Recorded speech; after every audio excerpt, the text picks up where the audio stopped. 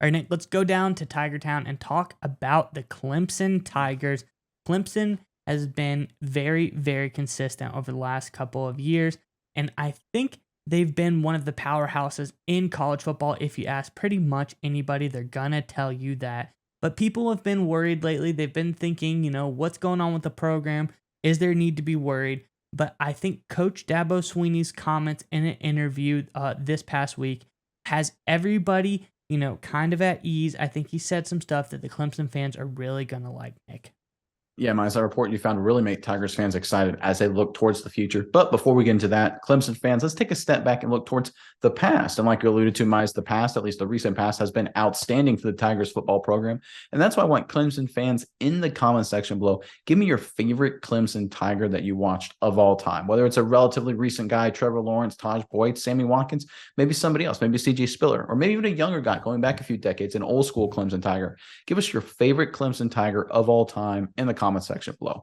All right, Miles, what you got? What's the latest out of Clemson? Yeah, Nick, everybody's got to love Clipboard Jesus, Swag Kelly. He's one of the, the greatest players to roll through Clemson. But, at the same time, Nick, Clemson people are wondering, they didn't make the college football playoff last year. Is that a problem? And I think the interview that ESPN had with Dabo Swinney in those comments, it kind of puts everything into perspective. Here's what Dabo said, okay? He said, people, they need stories. And it's a story of Clemson went to 6 playoffs in a row and then they didn't make it.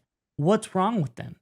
Well, Swinney said, in fact, there's nothing wrong with Clemson. There's nothing wrong with the program. And he said, I would argue honestly, our program has never been better than it is today, Nick. And he goes on to say, the people, the kids on the roster, the talent, coaches, support staff, administration, infrastructure, connectivity.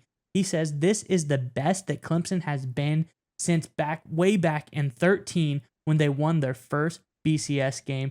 It has never been better. And this coming into his 16th year as Clemson's head coach, this team is ready to go back to the college football playoff and win. He specifically talks about how excited he is of the upgrade, and this is an upgrade, Nick, the addition of TCU's offensive coordinator, Garrett Riley, to get this offense back on track. We all know DJ Uiagalelei did not have a stellar year last year, but he is now ready to get this team back on a roll, Nick, and their sights are set on the college football playoff once again to make it 7 out of 8 years, Nick. And I think that's very, very impressive, and it shows there's nothing wrong with the Clemson Tigers. No, I think, and you hit on the point, Miles, is that everything that was wrong last year with Clemson, and of course, when we say wrong, a down year for the Tiger program is the best year of the decade for 90% of the programs in college football. But the source of their woes last year, I think, was directly related to the quarterback position, like you alluded to. Uiagalelei did not step up and become the player they wanted him to become, and that kind of obviously hampered their offense at times last season, cost them a few games. I think going forward, the quarterback situation right now is a lot better. They're younger, they're more talented. Garrett Riley's now into the fold. This offense has some juice. Everyone seems to be really excited to be part of this program, especially on the offensive side of the ball.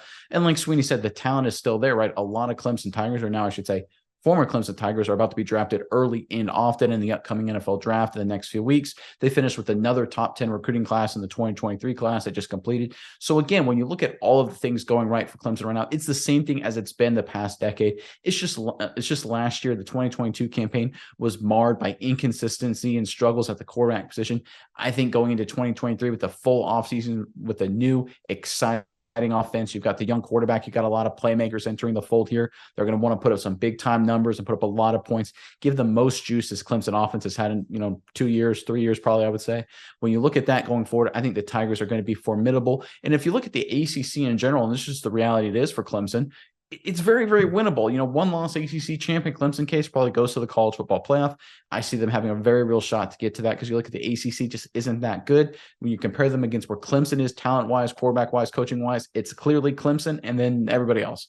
So when I look at that going forward, I can see that, why Dabo Swinney feels like the program's in such a great shape because they're probably going to be better than virtually every team they play this season, and that puts them in a strong position to make the college football playoff like they did for 6 seasons in a row. So I understand exactly where Swinney is coming from here. And I think looking forward to 2023, I see no reason Clemson can't make a return to the top of the college football world.